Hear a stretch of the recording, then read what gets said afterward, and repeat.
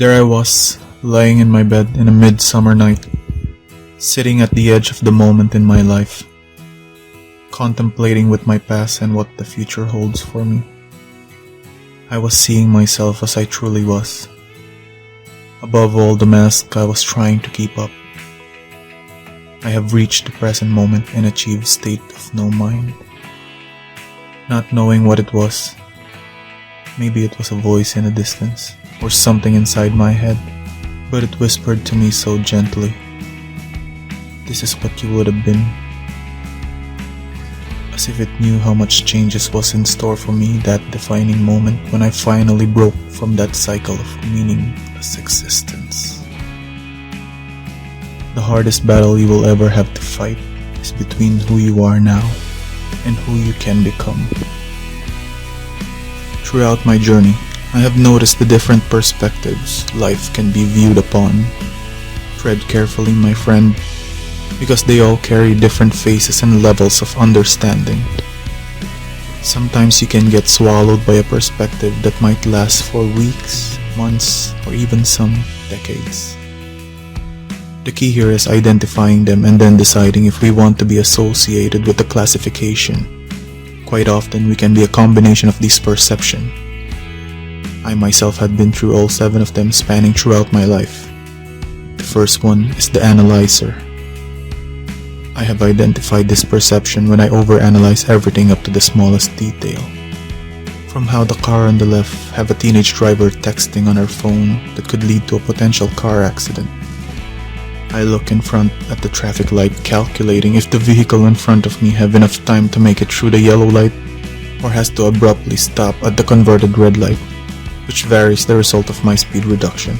I look in front of my mirror and I notice there is a male in his early 40s riding a red truck with a loud custom-built muffler for the added look at me factor, estimating his chance of tailgating me if I don't hit 40 miles per hour in a nominal amount of time. I add in the factor that he is out of shape if ever he goes into a road rage and see the odds of me winning against that encounter. Or maybe I should just maintain my cool and let the situation dissipate on its own. All of this happened in 3 seconds. Now imagine a whole day like that. Yeah, not my favorite perception too. It drains too much resources on events that have little to no chance of even happening. I'm not saying this is all negative.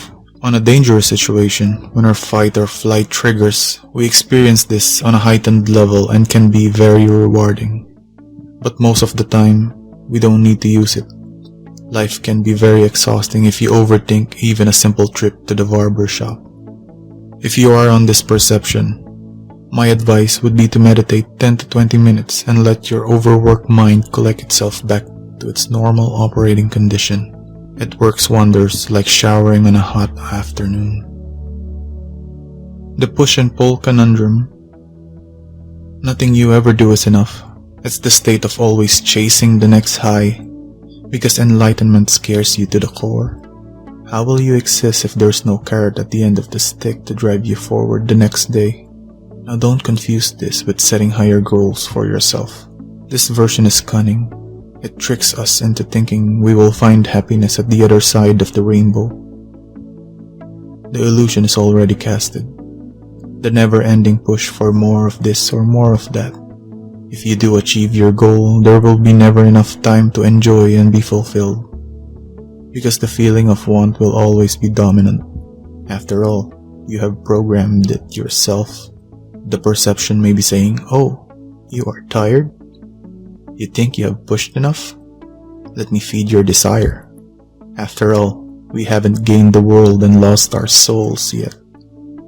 Don't worry, this time I'll pull you, and we can even repeat the dance of the unsatisfied life. The reprisal for this is quite simple.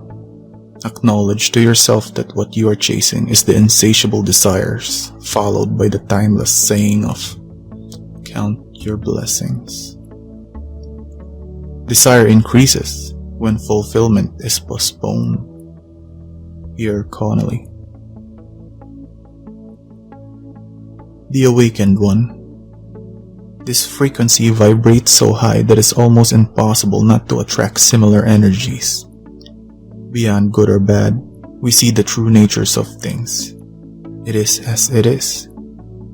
The awakened state is like watching the night sky in a clear night, open to the vast wisdom of the astral.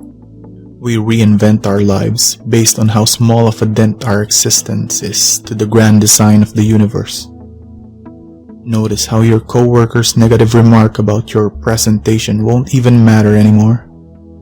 I can go for hours explaining to you how our final step in evolution is moving to this state.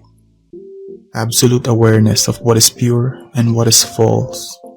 It is difficult to maintain this state for long periods. Almost a lifelong endeavor to achieve in a chaotic environment. But just like everything else, constant practice paves the path.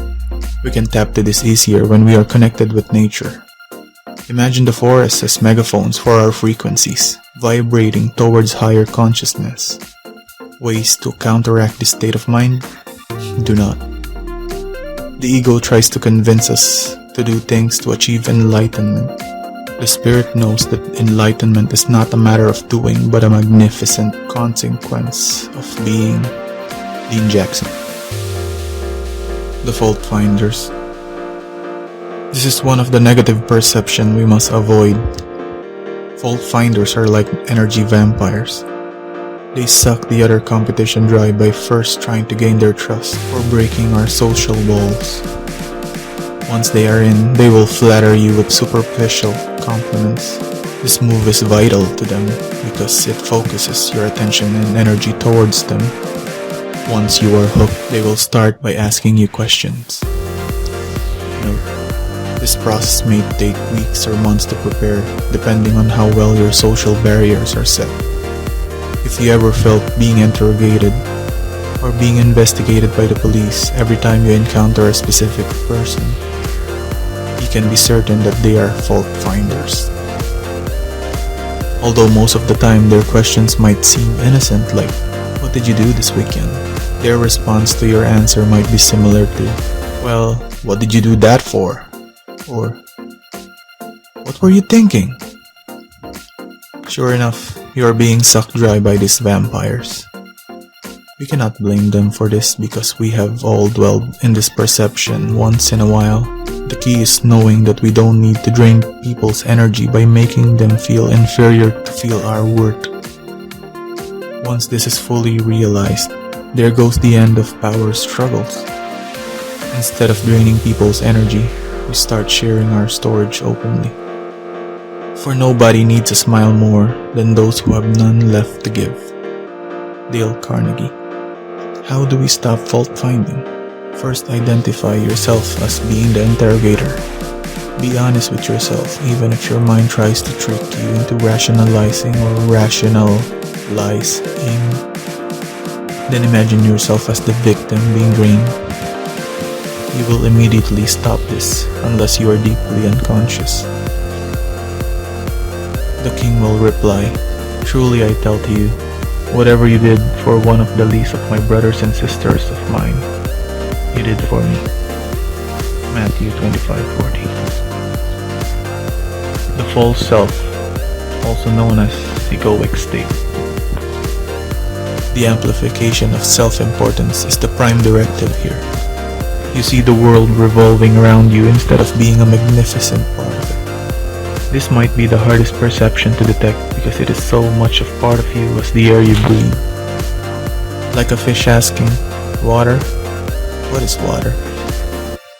Everything that is not advocating us is viewed as negative because it does not reflect your self-highlighting belief of superiority. To counteract this requires disidentification of the mind. See my video, How to Find Inner Peace, up here for more info. In the future, I will dedicate the whole video for explaining the ego. For the meantime, knowing that you are not your mind is a good starting point.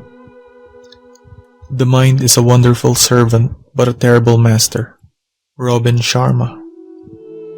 The inflicted one, or deep unconsciousness. Calling it evil is counterproductive, because if we strip away the ego, the only thing that would be left is the being. The one thing deep inside every one of us that cannot be corrupted, People may mask it with the identification of a false cause, like the Nazis and extremist groups. If they had stopped attaching to their destructive ego, they would have made better decisions from the wisdom we all have within, which is love. This is why the yin symbol has a white dot, for what we might see as mostly evil still has the core of purity, hidden within, waiting to be awakened. If you enter deep mind identification and attach yourself to the pain body, it means you were not conscious enough to separate from it when it emerged. The most efficient way to get out of this perception is to not enter it at the first place, or hope that someone around you is fully awakened and can bring you back into consciousness. You can only lose something that you have, but you cannot lose something that you are. Eckhart Tolle. The love state.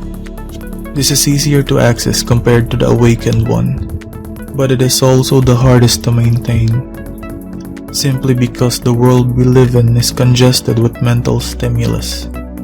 We have been programmed to be very receptive from the distractions of billboards, commercials, flashing signs, catchy greetings, and overreactive communication. Once you have achieved love state, if you have not been trained to maintain this focus or unfocus, you will be taken out of it forcefully by the distractions. It can even take the form of a simple cell phone notification that forces us from being into ordinary unconsciousness. The gateway to love state can be accessed by our five senses. This 1-2 combination has been proven to work from personal trial and error.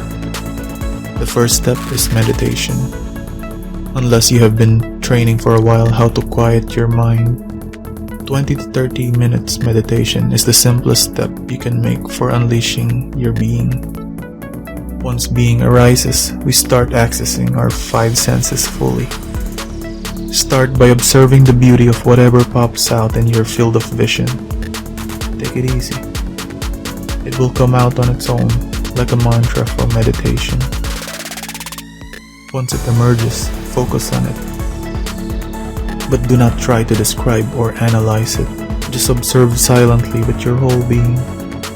Personally, I try to add ambient music. 528 Hz is preferred, or something calming and gentle with no words, like a snowflake falling on the tip of a sword.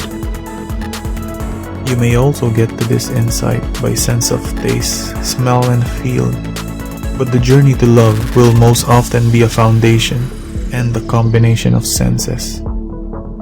A similar experience that you might relate to is "this feels just right," when we unconsciously align our receptors to the present moment.